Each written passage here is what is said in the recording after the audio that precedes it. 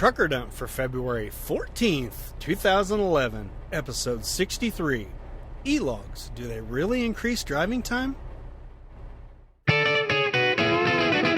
Welcome to Trucker Dump, where you'll get one driver's insights and sometimes humorous views of truck driving and the trucking industry, and pretty much anything else he feels like dumping on you.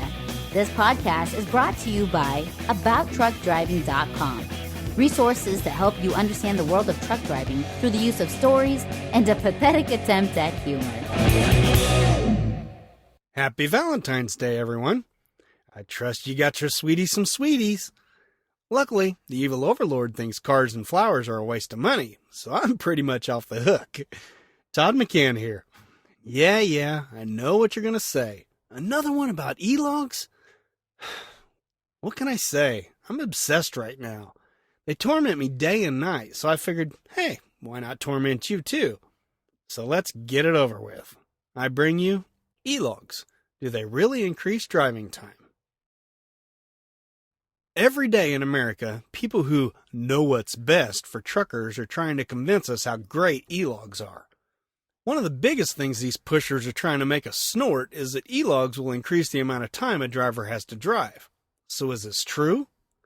Well, I for one can't stand wishy-washy people who beat around the bush. That's why I'm going to give you a once and for all, straight out answer to this question. I can say that with every fiber of my being that the answer is yes. And no. Maybe? I've been running e-logs for a couple months now, so I feel I'm fairly qualified to answer this question. For the first month, I had to pull double duty by doing e-logs while still keeping paper logs. This gave me a chance to compare the two systems side by side. In the beginning, I kept noticing that I had just a tad bit more time on my paper logs than on my e-logs. There were two loads in particular that came down to the wire. On both, I went over on my drive time on my e-logs, but just managed to get the job done legally on paper logs. Good thing I had been told that paper takes precedence over e-logs. Word has it, it's also very effective against a rock, but pretty much worthless when it comes up against scissors. I knew it, those fibbing safety jerks. How dare they lie to me? I told them they were full of rumpitis, wasty oi. So the real answer to the initial question is no, e-logs don't save the driver time.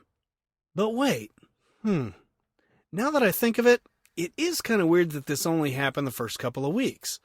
I mean, the second half of the month, I started noticing that I actually did have a little more time on e-logs than what my paper logs were showing.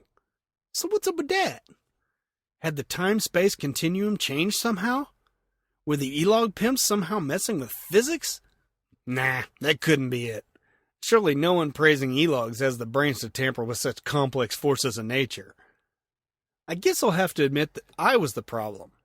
I soon realized that during the first couple of weeks, there had been numerous times when I had forgotten to take myself off the on-duty line.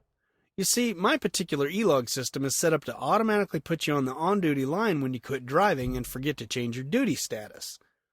Since I was new to this system, my safety department would have been glad to change these screw-ups for me. Seeing as how it was only 15 to 20 minutes extra here or there, I hadn't bothered to ask for the fix. My bad. Once I realized that the moron in the driving seat was the problem, I remedied this by using the timer in my beloved iPhone. If I go to the on-duty line to do my pre-trip inspection or to show time at a customer, I set my alarm for 16 minutes. 15 is required. 14 minutes and 55 seconds means you have to start over, so 16 minutes it is. It worked. Well, for the most part it has. I have the attention span of a 5-year-old at a life insurance seminar, so nothing is 100% effective for me. You see, timers work best when you remember to turn them on. Just a little tip from your Uncle Todd. So there's your final answer to the question. Yes, e-logs do increase your driving time. Good. That's finally settled. No, wait just a second. I forgot about something. That's all theoretically speaking. But we drivers know that nothing works according to plan when you're sitting behind the wheel of a big rig. So now e-logs have given me a few precious extra minutes of my day. I'm so giddy, I can barely control myself. I feel like belting out a Fred Figglehorn-like scream of joy, but my male hormones are making it utterly impossible. Now I can drive later into the night. My paycheck this week is going to be a whopper, right? Wrong. While it's always great to gain a few extra minutes of driving time, e-logs make it harder to use all those minutes. Here's how this has worked for me. My e-log unit has just beeped at me telling me I've got 1 hour left to drive. Since I'm a super trucker who knows where every truck stop in America is, I know there's a series of truck stops coming up. One exit is about 15 minutes down the road, another is about 50 minutes, and the third is an hour and a half. Which one do I stop at? Well, since I have an hour to drive, I'd like to make it to the one that's about 50 minutes out. That way I can utilize most of my drive time and still get parked before Vader pops out of my e-log screen and starts with his mental stranglehold. Oh wait, we decided in the last podcast that wasn't going to happen. Oh well, I still don't want to get a log violation. But what happens if that truck stop has a full parking lot? You might be fine if you're pulling in before dusk, but what happens after nightfall when truckers descend on truck stops like vultures on a rotting carcass? You know, now that I think of it, a lot of the truck stop parking lots do share that similar odorific funk. Well, if that truck stop is full, you drive on to the next safe place. Maybe that's a rest area, which naturally means no shower or food. Or maybe it's that next truck stop that's half an hour over your legal driving limit. Well, gee, what to do? Maybe I should just stop at the one here in 15 minutes to be safe. And sadly, that's what I find myself doing more often than not. Why? Because if I discover that their lot is full, I'll have one more chance at the 50-minute truck stop before I run out of driving time. So you non-truckers may be asking, what's the big deal? How would being on paper logs help you in this situation? When you're out of time, you're out of time.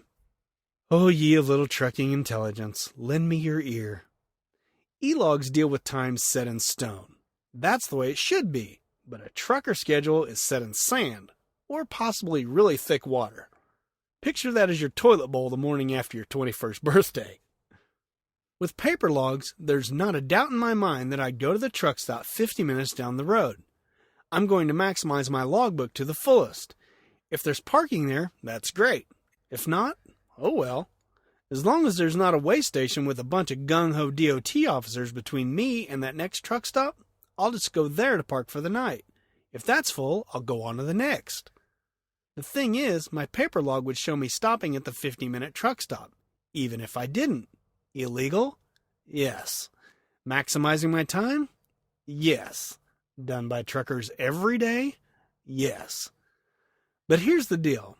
When I'm an hour further down the road than I'm supposed to be at the end of the night, it just means that I take off an hour later than I actually show leaving the next morning. That also means I drive one less hour that day. It all evens out. So now we ponder the opening question yet again. Do e-logs really increase a driver's available drive time? Although e-logs may gain you a few minutes here or there, real-life situations make you lose more than you gain. Therefore, my final answer is a big fat nope. Besides, I'm through being a flake. Although I wouldn't mind being a frosted one. Everyone loves those. They're great!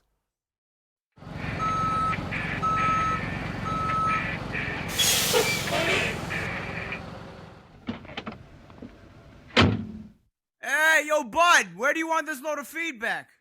Well, I just got a couple of comments on the last podcast called E-Logs, A Second Look, so it shouldn't take long.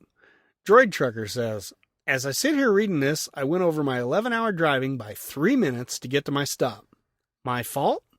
Maybe. Or it could have been the 15-minute construction detour.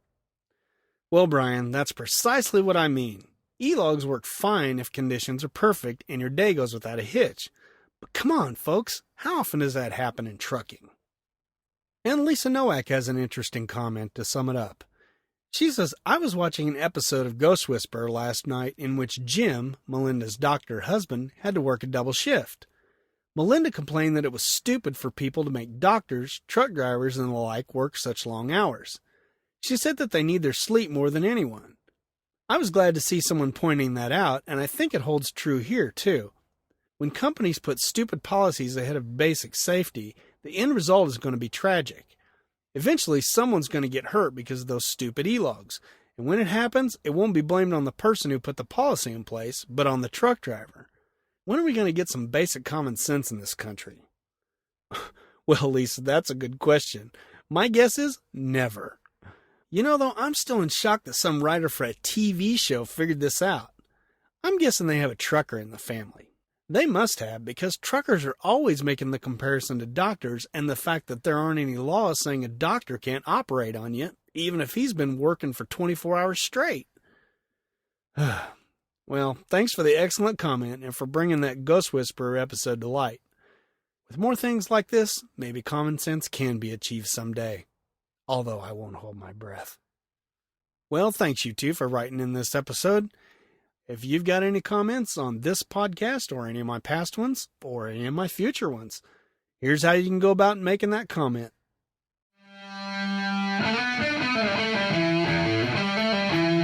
Okay, I need some help here. All you drivers out there who are using e-logs, please let us pick your brains. Tell us, are you getting more time and more miles or not? Put it out there where everyone can read it. If it's good, it may end up on a future podcast. Just go to abouttruckdriving.com, type TD063 into the search bar, and leave a comment. You can also email me at truckerdump@gmail.com or message me on Twitter. I'm at Todd McCann over there. That's 2 D's, 2 C's, and 2 N's. You can also use any of those methods to shoot me some questions or suggestions for future topics. I may need them to get off these e-logs. Well, thanks for listening. So until next time, drive safe and stay out of my way.